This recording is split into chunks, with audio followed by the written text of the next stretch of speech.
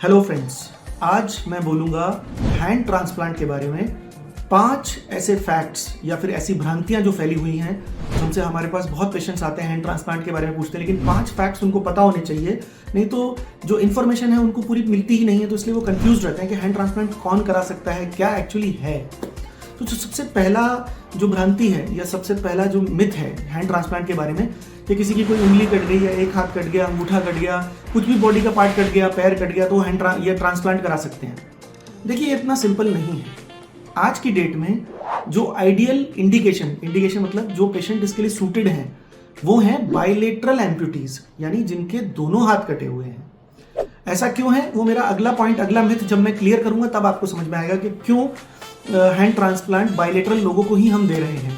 किसी की एक उंगली कट गई तो उसके लिए हैंड ट्रांसप्लांट नहीं है।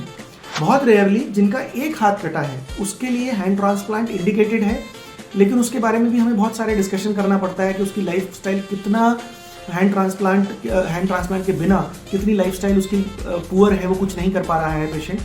तो इसलिए आज की डेट में जो हम हैंड ट्रांसप्लांट ऑफर कर रहे हैं वो आइडियल इज बाइलेटरल एम्प्यूटीज।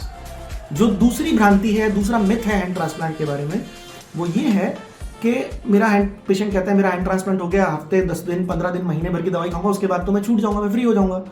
ऐसा बिल्कुल नहीं है।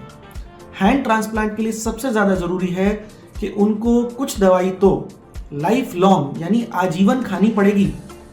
उस दवाई को हम बोलते हैं इम्यूनोसप्रेशन। कई बार 1 गोली, कई बार 2 गोली, कई बार 3-3 गोलियां हमें पेशेंट को खिलानी पड़ती हैं। शुरू में ज्यादा दवाइयां होती हैं, धीरे धीरे 3 महीने 6 महीने साल भर में अल्टीमेटली 1 या 2 गोली पर आकर रुक जाते हैं, पर ये गोली लाइफ लॉन्ग खानी पड़ती है। इसीलिए अब हम आते हैं वापस पहले पॉइंट पे कि हम बाइलेटरल को ही क्यों ऑफर कर रहे हैं।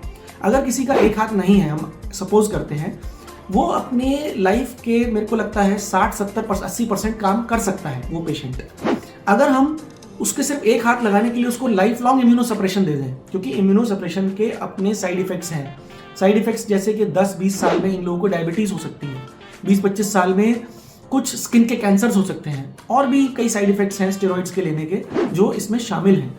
तो इसलिए जिनके दोनों हाथ नहीं है वो तो टोटली दूसरे पे डिपेंडेंट है, उनके पास कोई रास्ता ही नहीं है।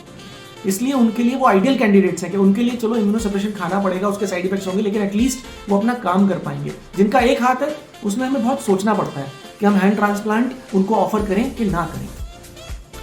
अच्छा, तीसरा जो कॉमन भ्रांति है लोगों की कि मेरा हैंड ट्रांसप्लांट हो जाएगा तो मेरा हाथ तुरंत काम करने लगेगा।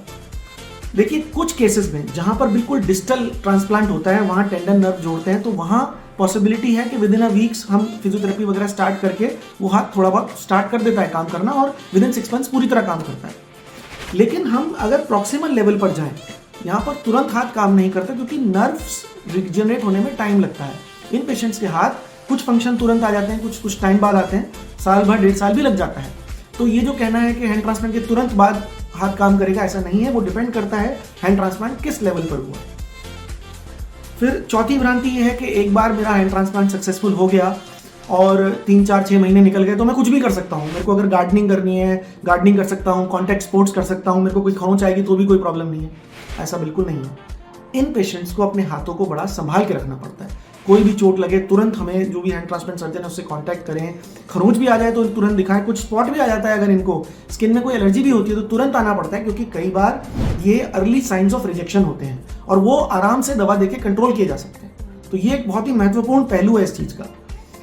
5वां पॉइंट और 5वीं भ्रांति या मिथ ये है कि भाई मेरा हैंड ट्रांसप्लांट हो गया, अब मैं ठीक चल रहा है, सब दवाइयां भी मैं खा रहा हूँ, तो मैं कुछ भी खा पी सकता हूँ, मेरे को अगर स्मोकिंग करनी है तो मैं वो भी कर सकता हूँ। ऐसा बिल्कुल नहीं है। इन पेशेंट्स को क्या खाना है, अपना नॉर्मल शुद्ध सात्विक भोजन, दाल रोटी सब्जी जो हम घर में खाते हैं रोज, उसके लिए कोई मनाही नहीं है।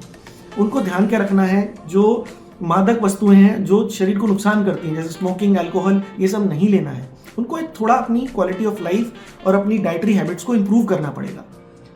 तो अंत में मैं यही कहना चाहता हूं कि बहुत सारे गलत फहमियां, बहुत सारी चीजें हैंड ट्रांसप्लांट के बारे में फैली हुई हैं। तो अगर आप इन 5 चीजें आपकी समझ में आती है तो देन यू विल नो कि एक्चुअली में are you a candidate for hand transplant और नॉट। Thank you.